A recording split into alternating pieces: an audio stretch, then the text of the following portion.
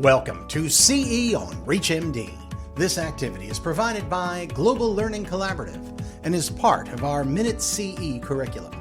Prior to beginning the activity, please be sure to review the faculty and commercial support disclosure statements, as well as the learning objectives. This is CE on ReachMD, and I'm Dr. Benjamin Levy. Today, I'll be discussing management strategies for a multidisciplinary team approach to brain metastases. Now, we need to remember that brain metastases have increased worldwide, with a reported 25% of cancer patients developing intracranial metastases.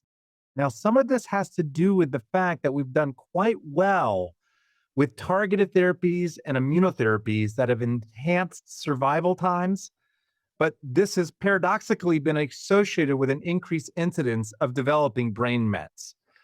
So this is front and center on how to manage this. Now, when we think about management of brain mets, there are a range of considerations. We need to think about brain met size, number, location, associated symptoms, and the presence or absence of actionable mutations. And remember, importantly, shared decision-making with the patient. So this is not as easy as it once was. It's more complicated and more nuanced and more individualized, but this is, of course, leading to better outcomes.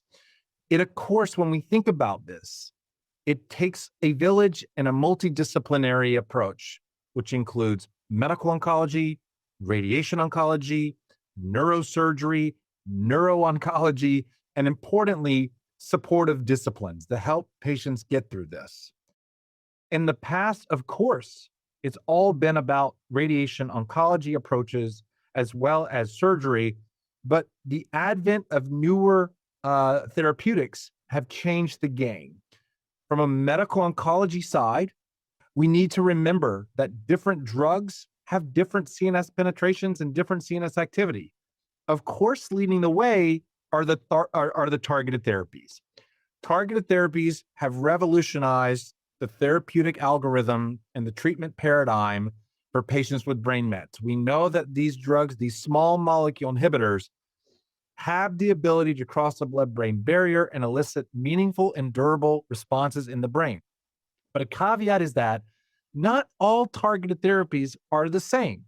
Some have better CNS penetration than others. And I think it's important to remember that when you're thinking about leveraging these particular therapeutics in your clinic.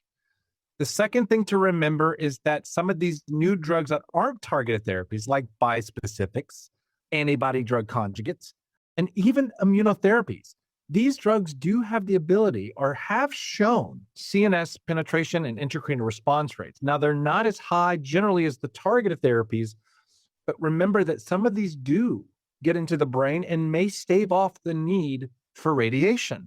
So it's really important that you look those up when you're thinking about giving those.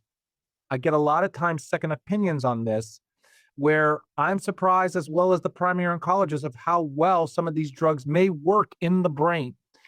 Again, this is always going to be a conversation with the radiation oncologist and the neurosurgeon. From a radiation oncology side, we need to remember there are different modalities as well. There's stereotactic radiosurgery. There's a sophisticated form of stereotactic radiosurgery called gamma knife. And then there's whole brain radiation therapy as well. Now, whole brain radiation therapy is not something that we're using a lot, but there's also hippocampal sparing whole brain radiation therapy, which may preserve neurocognition. So it's really important, again, that to understand there's different modalities from radiation oncology as well. Finally, with neurosurgery, these techniques have also advanced. We need to keep in mind that some patients may be candidates for neurosurgery based on location, adjacent structures. So all of this is a nuanced, personalized, individual decision for the patient. Patient selection is important on who's going to get what. We need to prioritize outcome, but partner that outcomes with toxicity and patient safety. It again is going to take a village to have an understanding of how best to treat these patients.